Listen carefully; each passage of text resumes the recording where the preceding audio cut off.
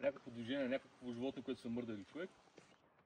Или ако има при него изменение в температурата или в звука, т.е.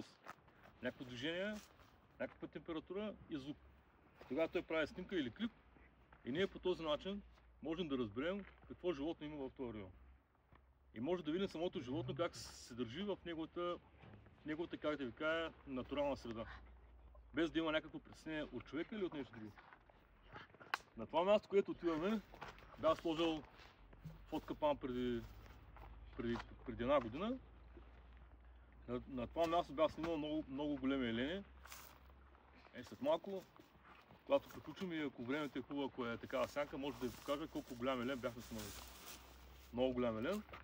А ако някой ден направим една лекция и презентация, ще ви докажа какъв голям рог бяхме намерили тук от него. Защо?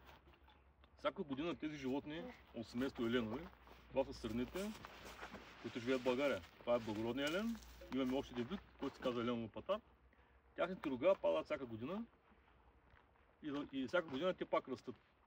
Тоест, ако имаме късмет, може да намерим големите рога. Нали? Това е много интересно. Ако днес имаме късмет, може да намерим, но ме съмнява.